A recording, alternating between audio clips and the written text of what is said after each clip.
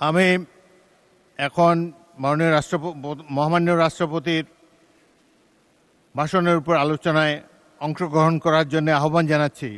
মোহাম্মদ ফজলুর রহমান, মাননীয় সদস্য, কিশোরগঞ্জ ৪। আপনার সময় 15 মিনিট।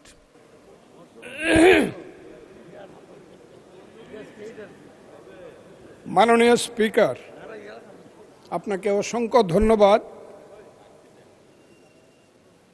আমি বক্তব্য দিতে ওঠার আগেই আপনি বিশেষ কারণে আমাকে বসিয়ে দিলেন, যৌক্তিক কারণে।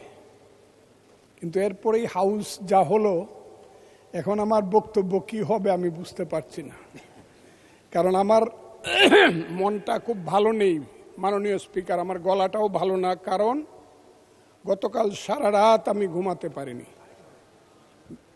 হাওর অঞ্চলে যে বৃষ্টি হচ্ছে, যে শিলাবৃষ্টি হচ্ছে, হাওর অঞ্চলের সমস্ত ফসল তলিয়ে যাচ্ছে। একটা মাত্র ফসল, 12 মাস মানুষকে অন্যের উপরে, অন্য এলাকার উপরে নির্ভর করে থাকতে হবে তাদের পেটের ভাত পরনের কাপড়ের জন্য। আমি এই ব্যাপারে আমাদের নেতা, সংসদ নেতা এবং মাননীয় প্রধানমন্ত্রী সহ সংশ্লিষ্ট সমস্ত মন্ত্রীদের কাছে অনুরোধ করছি, হাওর অঞ্চলকে দয়া করে এবার বাঁচান।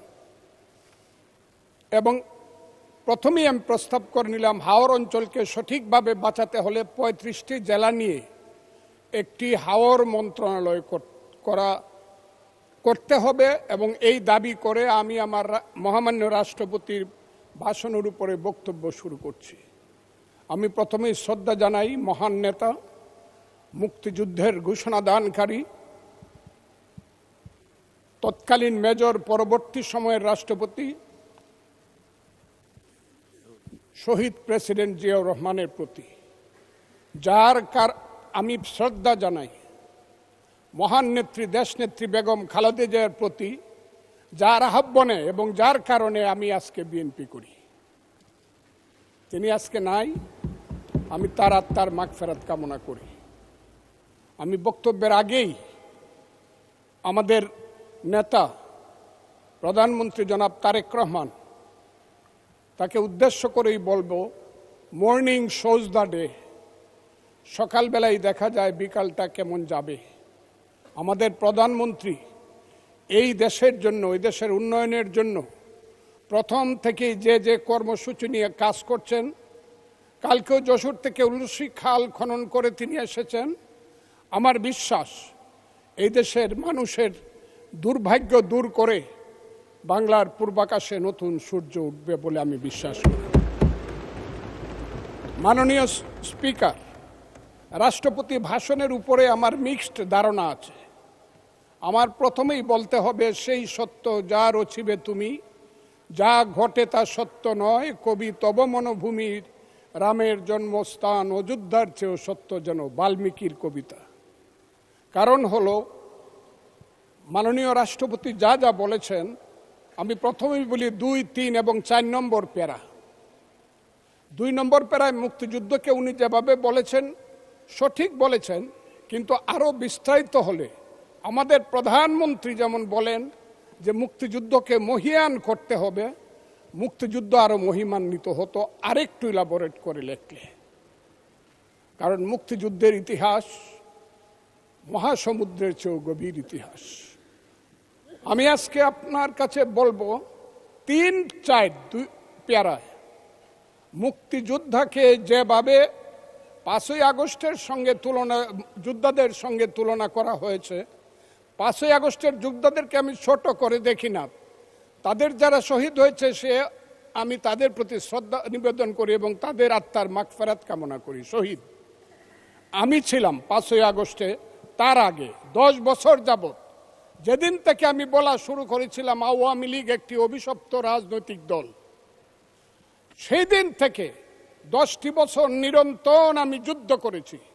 আমি আমার যেদিন সর্বশেষ 28শে অক্টোবর নয়াপল্টনের মাঠ থেকে 10 লক্ষ লোকের মিছিলটাকে ফ্যাসিস্টরা ভেঙে দিল, অনেকেই জেলে চলে গেলেন, অনেকেই পলাতক ছিলেন, হাজার হাজার নেতাকর্মীর নামে যেদিন যুদ্ধ হলো, সেদিন আমি বললাম যে আমি সংসপ্তকের ভূমিকা পালন করব, জয় অথবা মৃত্যু। আমি হাসিনা সরকারের বিরুদ্ধে সবকিছু করব। স্ত্রীকে বললাম তুমি বিধবা হতে পারো, সন্তানদেরকে বললাম তোমরা এতিম হতে পারো, কিন্তু শেখ হাসিনা সরকারের পতন না হওয়া পর্যন্ত আমার যুদ্ধ চলবে। এবং আমি বোধহয় একমাত্র ব্যক্তি যে 4 আগস্ট দুপুর 1টার সময় বলেছিলাম যে আগামী 24 ঘন্টার মধ্যে শেখ হাসিনা চলে যাবে, কারণ তার সরকার উত্তর সিরানা হয়ে গেছে। এবং 23 ঘন্টার মধ্যে শেখ হাসিনার সরকার চলে গিয়েছিল। আমি সেই আন্দোলনে ছিলাম।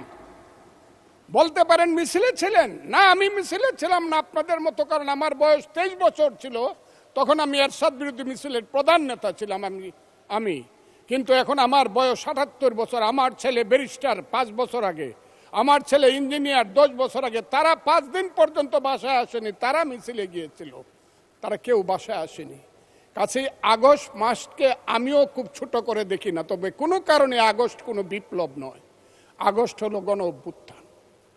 সেই গণ অভ্যুত্থানকে যারা মুক্তিযুদ্ধ এবং মুক্তিযোদ্ধার সঙ্গে তুলনা করতে চায়, জুলাই যুদ্ধ এবং মুক্তিযুদ্ধ, তাদেরকে আমি বলবো, সবাইকে আমি বলবো, এই কথাটা বলাই অন্যায়। কারণ মুক্তিযুদ্ধ প্রশান্ত মহাসাগরের সঙ্গে ডুবার তুলনা করা যেমন, হিমালয় পর্বতের সঙ্গে টিলার তুলনা করা যেমন, মুক্তিযুদ্ধের সঙ্গে 5ই আগস্টের তুলনা করা ঠিক তেমনি। আমি আজকে খুব পরিষ্কারভাবে বলতে চাই, মুক্তিযুদ্ধ এবং স্বাধীনতা সংগ্রাম একদিনে বাঙালি জাতির হয় নাই। ওই কালকে আমাদের ভাই, আমার এক ভাই ব্যারিস্টার নৌসাদ জমির পাল বংশের কথা বলেছিল যে পাল বংশ আজ থেকে প্রায় 1000 বছর আগে, 2000 বছর, 1000 বছর আগে বগুড়ার মহাস্থানগড় পুণ্ড্রবর্ধনের রাজধানী স্থাপন করে বাঙালির যে শাসন শুরু করেছিল, তারপরে সেন শাসন থেকে ধরে সর্বশেষ মুঘল শাসনের পরে যখন 1757 সনে মির্জাফরের বিশ্বাসঘাতকতায় সিরাজউদ্দৌলার পতন হয়েছিল, নীল সাহেবদের অত্যাচারে যখন মানুষ জর্জরিত হয়েছিল, 1770 সন যাকে বলা হয় 74-এর মন্বন্তর, সেই সময়ে যখন বাংলার 1/3 লোক না খেয়ে মরেছিল, নীল সাহেবদের অত্যাচারে যখন বাংলার মায়েরা কেঁদে কেঁদে ছড়া বলতো, ছেলে ঘুমালো, পাড়া জুড়ালো, বর্গি এলো দেশে, বুলবুলিতে ধান খেয়েছে, খাজনা দিব কিসে, ধান ফুরালো, পান ফুরালো, খাজনার উপায় কি, আর কটা দিন সবুর করো রসুন বুনেছি। সেই যে ব্রিটিশের বিরুদ্ধে যুদ্ধে বাংলার মানুষ প্রথম নেতৃত্ব দিয়েছিল, সেই নেতৃত্বের মাধ্যমেই আমরা দেশ স্বাধীন করেছিলাম। আমি আজকে আপনাদেরকে বলি, 2005 সন থেকে ধরে 8 সনে ক্ষুদিরামের ফাঁসি, যে ফাঁসিতে গান হয় বাংলায় আজও একবার বিদায় দেমা ঘুরে আসি, সেই প্রফুল্ল চাকির ফাঁসি, এই যে যুদ্ধ, তারপরে চিত্তরঞ্জন দাস, এরপরে 190 বছর পরে একজন বাঙালি মুসলমানের সন্তান, বাড়ি তার বরিশাল, সিরাজউদ্দৌলার পরে প্রথম বাংলার সিংহাসনে বসল।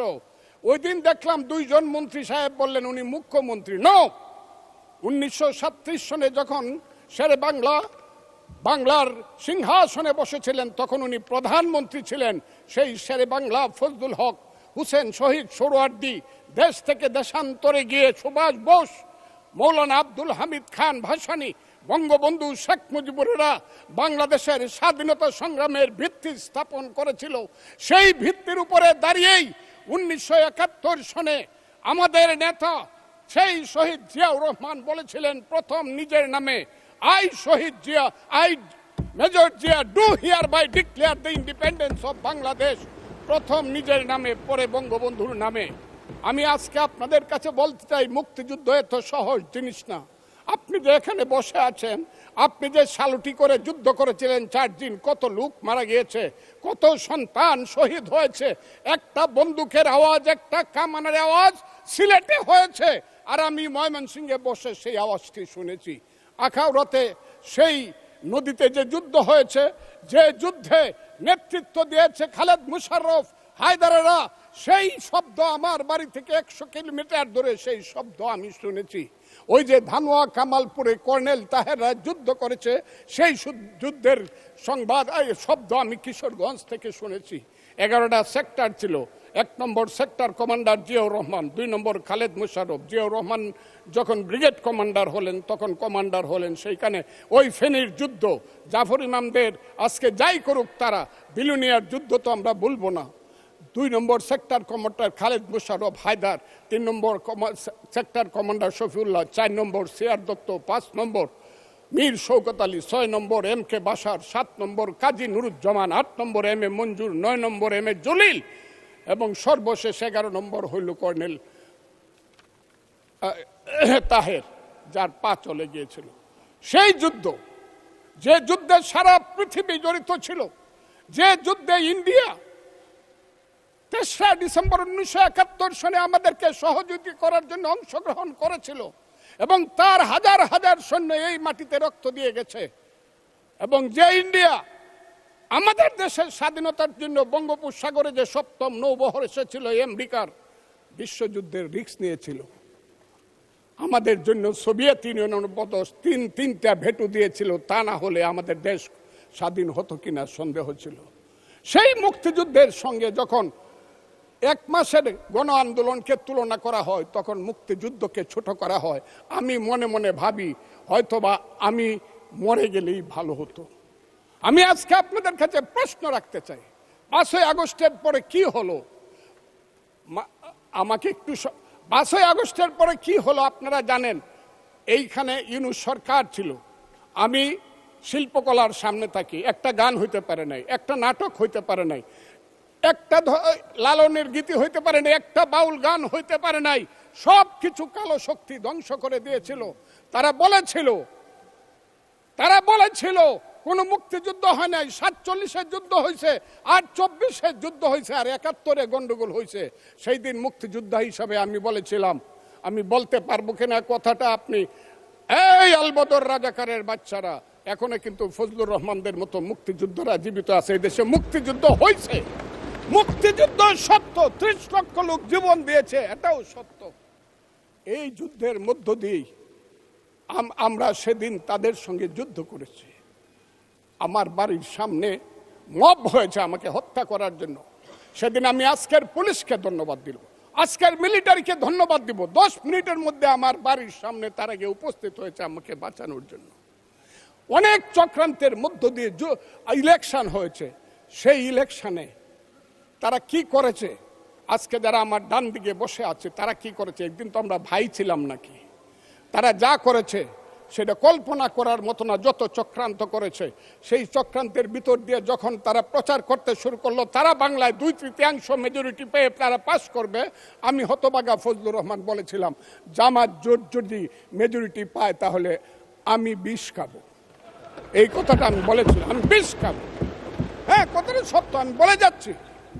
এবং তারা কোনোদিন যুদ্ধে জয়লাভ করতে পারে না, রাজনৈতিক যুদ্ধে, কারণ তাদের পূর্বপুরুষ বাংলাদেশ চায় নাই। বাংলাদেশ যদি থাকে, এই বাংলায় শুধু বেলিচা মিলিয়ার জুই ফুল ফুটে না, এদেশে রক্তগোলাপ, রক্ত জবাও ফুটে।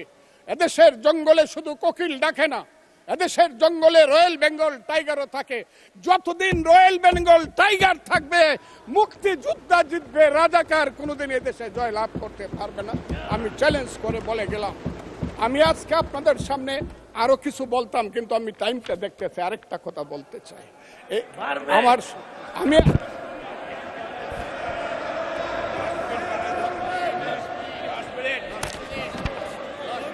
আমাকে 5 মিনিট সময় দেন, আমি শেষ করে ফেলবো। আমি আজকে আপনার সামনে শুধু বলতে এসেছি, মাননীয় সদস্য, আরো 3 মিনিট দেওয়া হলো আপনাকে। আমি বলতে এসেছি, হ্যাঁ, আমার বক্তব্যের পরে বলবে আমরা কি মুক্তিযুদ্ধ করি নাই। যেমন বিরোধী দলের নেতা বলেন, উনাকে আমি অসম্মান করি না, সব সময় মাননীয় বলে কথা বলি, কিন্তু উনার দলের লোকজন এখানে বসে আছে, তারা আমাকে ফজা পাগলা বলে কথা বলে। উনি একদিন এটা বলে তারা নাকি সভ্য, তারা নাকি ইসলাম।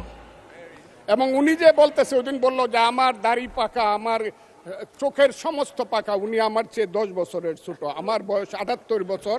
আমি 48 সনে জন্মগ্রহণ করেছি, উনি 58 সনে জন্মগ্রহণ করেছে। কথাটা সত্য না মিথ্যা? মাননীয় সদস্য, আমি ওনাকে আপনাকে কেউ এই ধরনের উক্তি করেছে আপনার সম্বন্ধে? এরকম তো সংসদে কেউ বলে নাই তো না এরকম। বলছি করেছে, আপনি কেন করেছে। নিজের টেনে করেছে বলেন প্লিজ। আছে এখানে উপস্থিত। আমি আজকে আপনাকে বলতে চাই, বলতে থাকেন, আপনি বলতে থাকেন।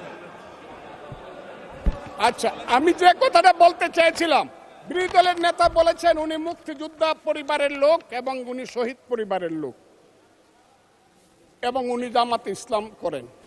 এটা ডাবল অপরাধ।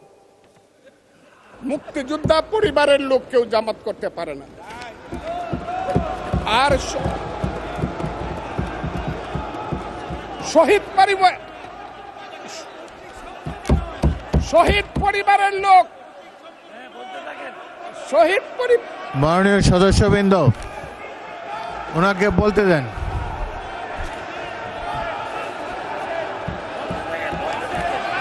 মাননীয় সদস্যবৃন্দ, অর্ডার। আপনারা শৃঙ্খলা রক্ষা করুন। মাননীয় সদস্যবৃন্দ, সংসদে শৃঙ্খলা রক্ষা করুন।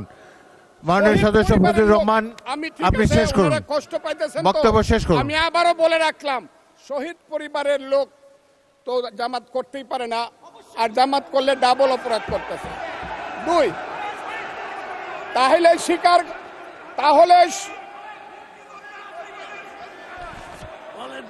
আমি আপনাদেরকে বলি, মাননীয় সদস্যবৃন্দ, আমি এক সেকেন্ড। মাননীয় সদস্য ফজলুর রহমান, বসেন। আপনি বলতে থাকেন, বলতে থাকেন। আমি আপনাদেরকে মাননীয় সদস্যবৃন্দ, প্রোটেকশন আশা করতেছি। মাননীয় সদস্যবৃন্দ, বসুন। কিন্তু আমার গলা সংসদে শৃঙ্খলা রক্ষা করুন। ওনার গলা, আমি কিন্তু ওনাদেরকে খারাপ কিছু বলি নাই। বসেন।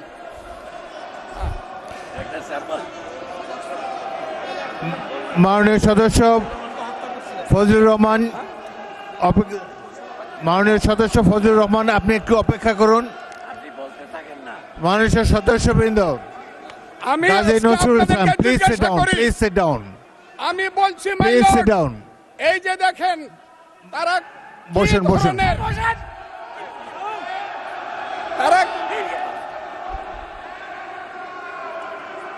তারা কি ধরনের আচরণ করছে। আচ্ছা, আজকে তাদেরকে মাননীয় সদস্যবৃন্দ, আমি একটু মনোযোগ দিয়ে আমার কথাটি শোনার চেষ্টা করুন।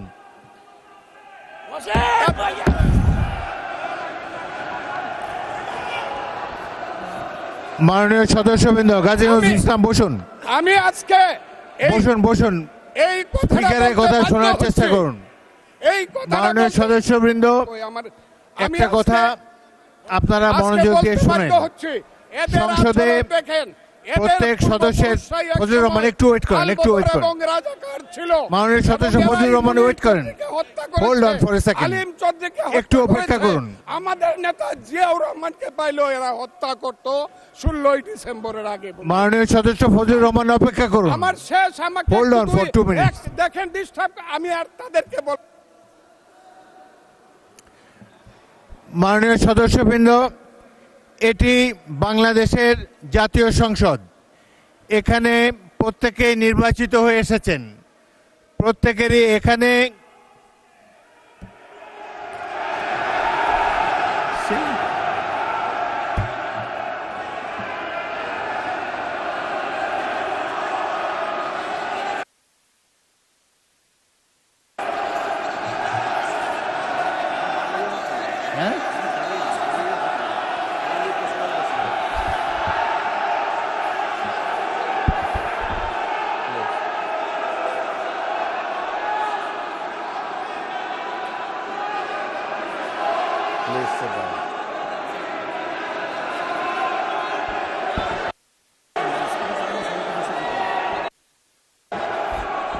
মাননীয় সদস্যবৃন্দ,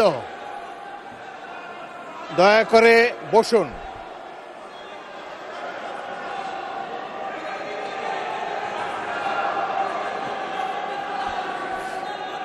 মাননীয় সদস্যবৃন্দ, বসুন প্লিজ।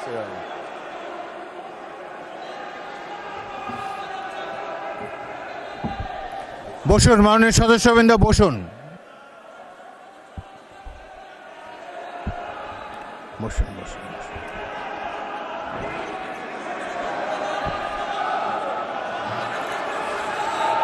মাননীয় সদস্যবৃন্দ, মাননীয় বিরোধী দলের নেতা, আমি বলি তারপর আপনি বলেন। মাননীয় সদস্যবৃন্দ, এটি আপনারা সবাই, মাননীয় সদস্য ফজলুর রহমান আপনি বসেন, বসুন, আপনি বসুন, আপনার সুযোগ দেওয়া হবে বক্তব্য শেষ করার জন্যে। মাননীয় সংসদ সদস্যবৃন্দ, সারা জাতি দেখছে, লাইভ টেলিকাস্ট হচ্ছে, সবাই আপনারা নির্বাচিত সদস্য, এখানে সবাই জনগণের ভোটে নির্বাচিত সদস্য। আমি প্রতিদিনই বলি যে রুলস অফ প্রসিডিওর বইটা একটু পড়েন। যদি এই সংসদ যদি বিধি মোতাবেক পরিচালিত না হয়, এটি আর জাতীয় সংসদ থাকবে না। অতীতে জাতীয় সংসদ সম্পর্কে অনেক তিক্ত অভিজ্ঞতা আছে।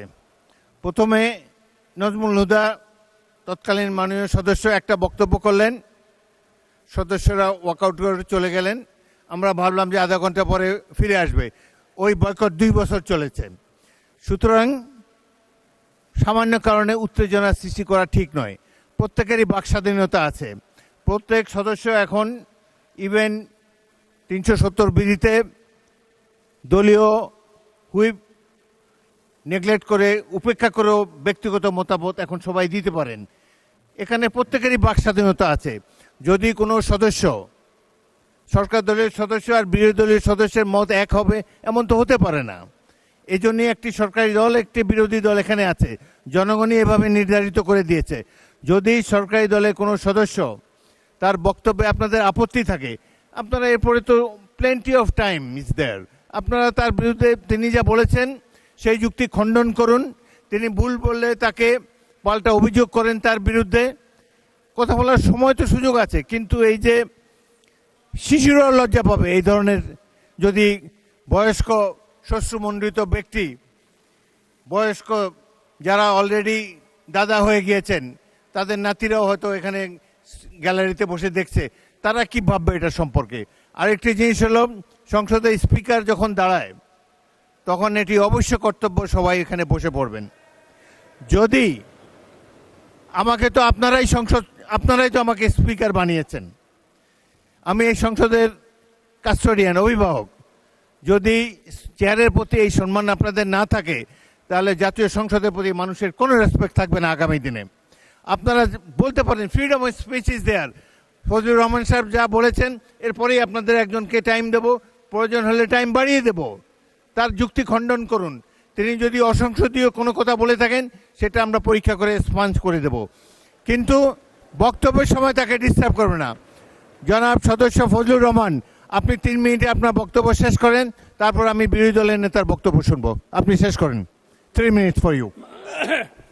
মিলর্ড, 1971 সনের 14ই ডিসেম্বরকে পালন করা হয় শহীদ বুদ্ধিজীবী দিবস।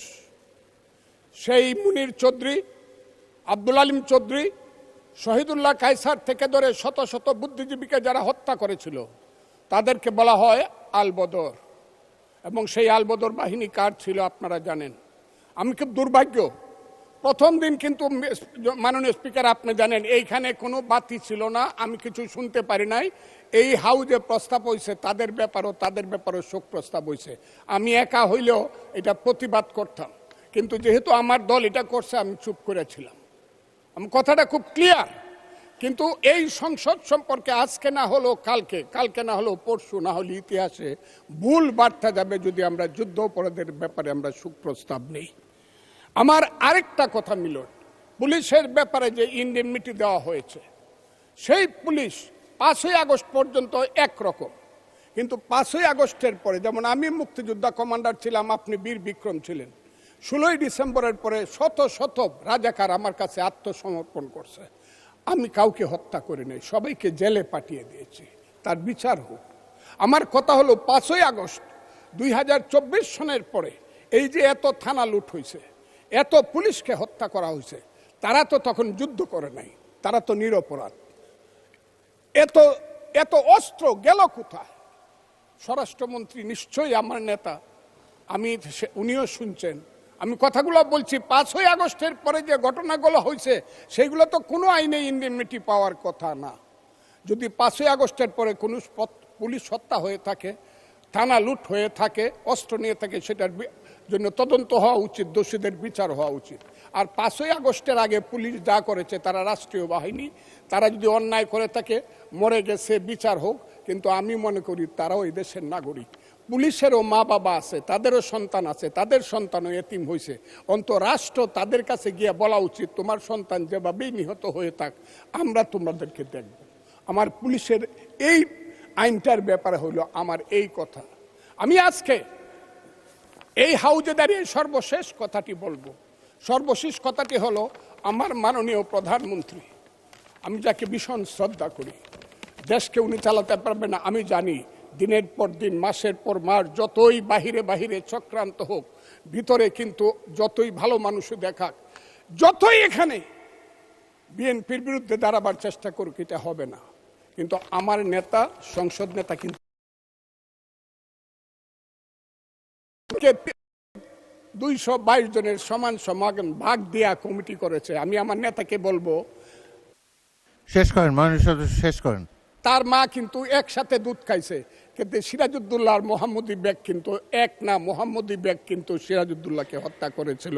এই কথাটি বলেই আপনাকে ধন্যবাদ জানিয়ে আমার বক্তব্য শেষ। মাননীয় বিরোধী দলের নেতা, আপনি কিছু বলবেন?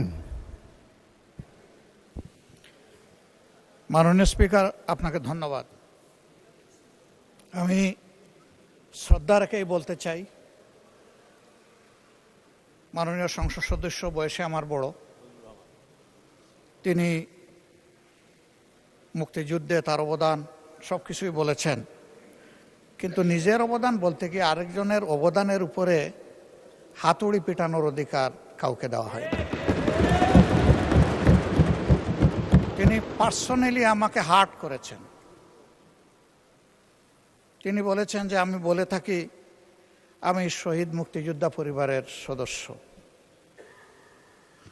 তাহলে ইনি এটাকে চ্যালেঞ্জ করছেন।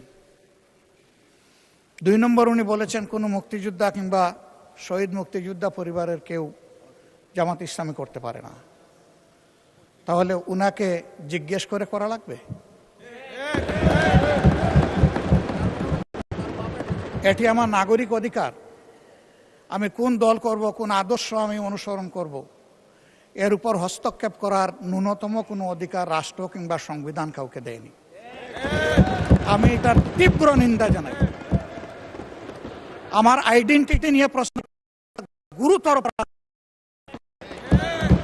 আবার আমার আদর্শ সিলেকশনের ব্যাপারে উনি কথা বলেছেন, এটা বাড়তি অপরাধ করেছেন।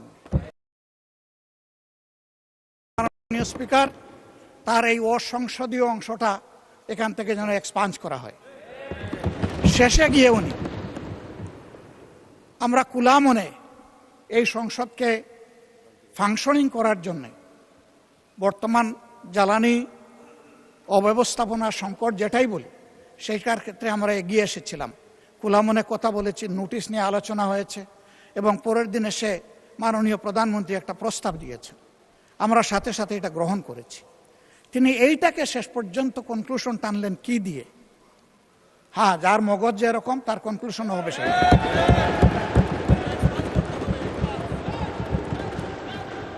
তার মতে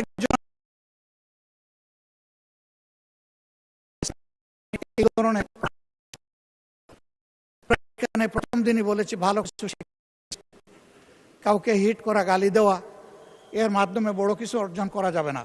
কিছু গোলাবাজি হতে পারে বড় জোর, কিন্তু তার চাইতে বেশি কিছু হবে না। আর সাধারণত যুক্তি যখন ফুরিয়ে যায়, মাথা তখন গরম হয়ে যায়। একটা প্রবাদ আছে, আমরা সবাই মিলে যে অ্যাটমসফিয়ারে আমরা এখানে আলাপ আলোচনা করি, মাঝে মধ্যে সেটা কিছু উত্তেজনা সৃষ্টি হবেই, সেটা স্বাভাবিক।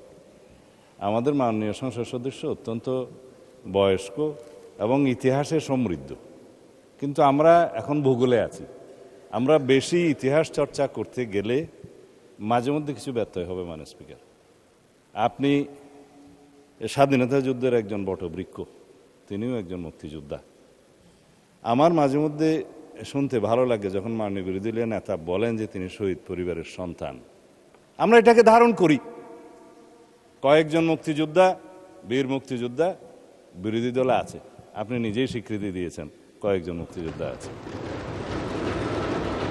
আমরা এখানে যখন জাতীয় মুক্তিযোদ্ধা কাউন্সিলের বিলটা পাশ করি, আপনার নিশ্চয়ই স্মরণে আছে বিরোধী দল কিন্তু ওয়াকআউট করে নাই, এখানেই ছিল। না ভোটও দেয় নাই, এখানেই ছিল। সম্মতি মৌনতা সম্মতির লক্ষণ হিসেবে আমরা ধরে নিয়েছি। তৎকালীন রাজনৈতিক দলের উল্লেখ করে কয়েকটি রাজনৈতিক দল, আবার উত্তেজনা হোক সেটা চায় না, নাম নেব না, তাদের মুক্তিযোদ্ধা এবং মুক্তিযুদ্ধ এই দুই ডেফিনিশনের মধ্যে অন্তর্ভুক্ত করা হয়েছে। তারা তো সেটা স্বীকৃতি দিয়েছেন মাননীয় স্পিকার, আমরা ওখানেই থাকি। সুতরাং নতুন করে আমার মনে হয় যে মুক্তিযুদ্ধের ইতিহাসের ভিত্তিতে জাতিকে আর বিভক্ত না করি। আমরা সবাই আলোচনা সমঝোতার মধ্য দিয়ে এই মহান জাতীয় সংসদের আমাদের সমস্ত কার্যবাহ an order of the day আমরা এমনভাবে পরিচালনা করি যেন আমাদের প্রজন্ম, ভবিষ্যৎ প্রজন্ম, বর্তমান প্রজন্ম দেখে যে এই জুলাই যোদ্ধারা তাদের দৃষ্টিশক্তি হারিয়েছে, তারাও যেন শুনে যে আমরা জাতির প্রত্যাশা পূরণের জন্য এখানে আছি। ধন্যবাদ মাননীয় স্পিকার।